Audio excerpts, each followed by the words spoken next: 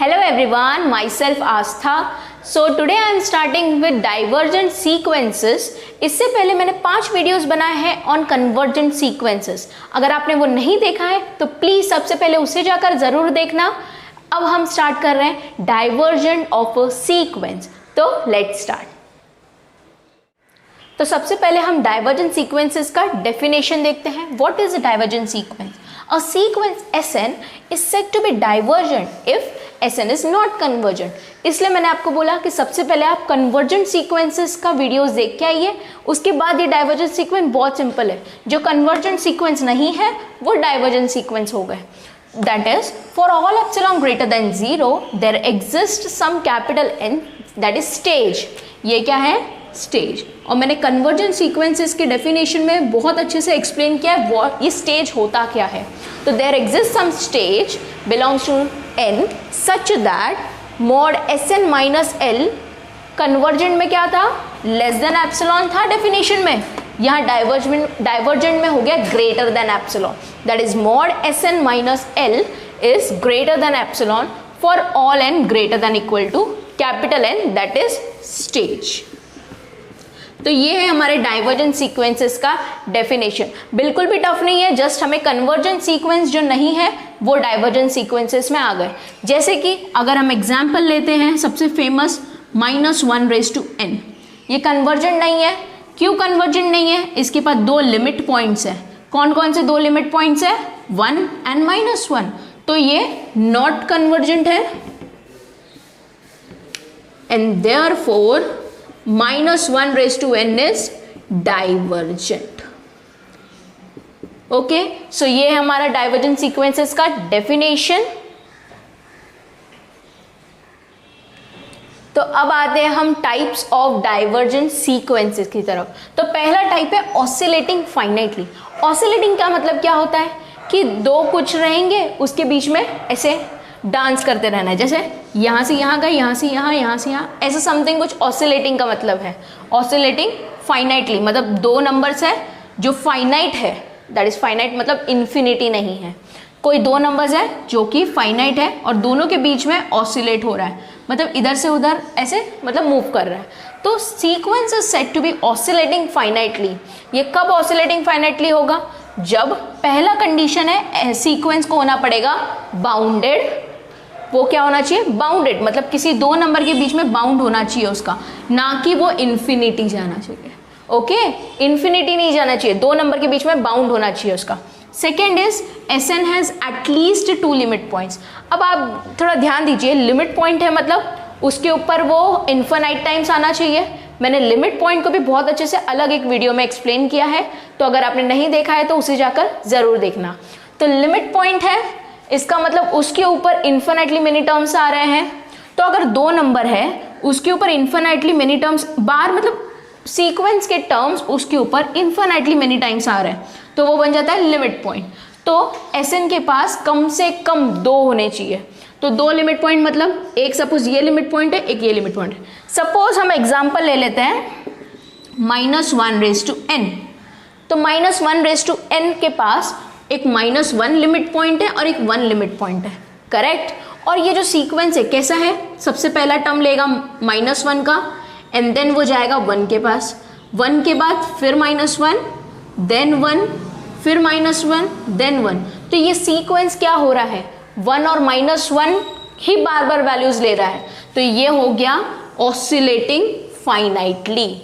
Oscillate कर रहा है वो अपने दोनों लिमिट पॉइंट्स के बीच में, और ये बाउंडेड तो है ही क्योंकि इसके बाहर तो वो जा ही नहीं रहा है. तो ये दोनों इसके बाउंड्स हो गए. तो सीक्वेंस हमारा बाउंडेड भी है और उसके पास 2 लिमिट पॉइंट्स है.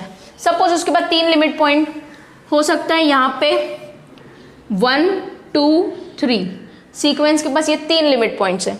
लाइक 1 के बाद वो पहले 3 पे जा रहा है, देन 2 पे जा रहा है, देन 1 पे जा रहा है, देन 3 पे, देन 2 पे, देन 1 पे, देन 3 पे, देन 2 पे, देन 1 पे. तो ये भी क्या कर रहा है? वो ऑसिलेट कर रहा है. इसलिए हमें बोला है पहले तो सीक्वेंस बाउंडेड होना चाहिए एंड सीक्वेंस के पास कम से कम 2 लिमिट पॉइंट तो होने ही चाहिए, 2 से ज्यादा भी हो सकते हैं. तो this is all about in oscillating finitely. तो अब आते हैं हम हमारे नेक्स्ट टाइप पे, that is oscillating infinitely. Finitely क्या था, जो इन्फिनिटी नहीं जा रहा है, कोई रियल नंबर पे ही है। यहाँ पे इनफाइनाइटली मतलब अब इन्फिनिटी आएगा। वो कैसे जा रहा है, ऑसिलेटिंग इनफाइनाइटली, ऑसिलेट कर रहा है, इसका मतलब लेकिन किस में ऑसिलेट कर रहा है, इनफाइनाइटली मतलब प्लस इन्फिनिटी से माइनस इन्फिनिटी, पूरे इसमें वो पूरे रियल लाइन पे क्या कर रहा है, ऑसिलेट कर रहा है। तो ये हो जाएगा ऑसिलेटिंग इनफाइनाइटली। और ऑसिलेटिंग इनफाइनाइटली तभी होगा जब वो सीक्वेंस कैसा होगा, unbounded above as well as unbounded below. क्या होना चाहिए, ऊपर से भी अनबाउंडेड होना चाहिए और नीचे से भी। सपोज एक एग्जाम्पल ले लेते हैं हम, -1⁻n इंटू n। इसका अगर हम सीक्वेंस बनाने जाए तो क्या मिलेगा, फर्स्ट टर्म क्या होगा, 1 डाला तो ये -1 इंटू 1, तो ये हो जाएगा -1। 2 डाला तो ये -1 का स्क्वायर विल बी 1 और ये 2, then -3 and then 4, then -5 and then 6, तो ऐसे करते करते जाएगा। तो यहाँ पे अगर हम प्लॉटिंग करें तो सबसे पहला टर्म क्या है, -1 एंड देन 2, -1 से 2 गया, 2 से -3 गया, -3 से 4, 4 से -5, -5 से 6, 6 से -7, तो ऐसे ही चलता जाएगा, ये कभी रुकने नहीं वाला है, ये इन्फिनिटी तक ऐसे ही जाएगा। तो ये हो जाएगा, ये ना इधर से कहीं से बाउंडेड है ना इधर से कहीं से बाउंडेड है, तो this is unbounded above as well as unbounded below. तो ये हो जाता है हमारा oscillating infinitely because it is oscillating. Okay, तो ये हो गया oscillating finitely as well as oscillating infinitely. Oscillating infinitely में अगर आप ध्यान दोगे तो हमेशा ये टर्म को प्रेजेंट होना ही पड़ेगा। कोई भी एग्जाम्पल में -1⁻n ये जो टर्म रहेगा ये होगा ही इन ऑसिलेटिंग इनफाइनाइटली, बिकॉज ये टर्म उसकी साइन चेंज कर रहा है और तभी तो वो ऑसिलेट कर पाएगा। तो ये है हमारा ऑसिलेटिंग इनफाइनाइटली। तो अब आते हैं हम हमारे थर्ड टाइप पे, दैट इज प्रॉपरली डाइवर्जेंट।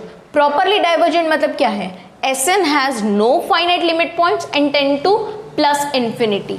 जैसे कि अगर हम रियल नंबर पे देखें, इसके पास कोई भी फाइनाइट लिमिट पॉइंट नहीं है, ओके, और कहाँ जा रहा है, डायरेक्टली वो इन्फिनिटी की तरफ जा रहा है। सपोज अगर हम एग्जाम्पल लेना चाहें, एग्जाम्पल ले ले simple, Sn is equal to n, Sn is equal to n, ये एक सीक्वेंस है।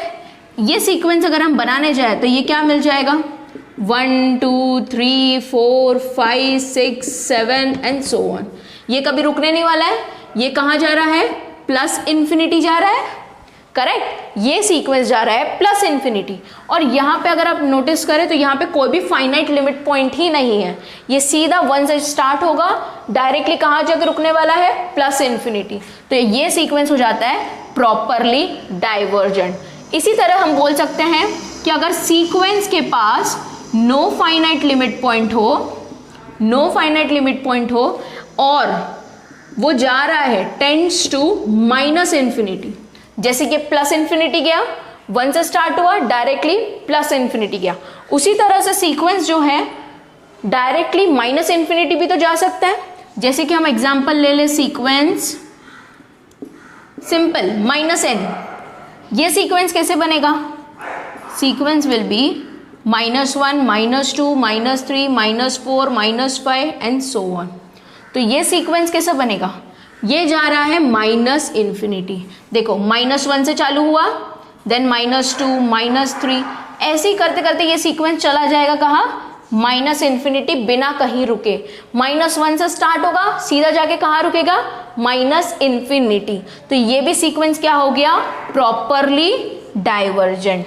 तो प्रॉपरली डाइवर्जेंट मतलब बीच में कहीं स्टॉप ना ले, सीधा वो प्लस इन्फिनिटी जाए या तो माइनस इन्फिनिटी जाए। तो ये है हमारा third time properly divergent. So this is all about divergent sequences. Hope so आपको ये वीडियो समझा हो पूरा, डाइवर्जेंट सीक्वेंसेस क्या होता है और इसके टाइप्स कैसे होते हैं। तो if you guys like my video, please like, share and subscribe my channel, and if you want to give any feedback, please comment in comment box. Thank you.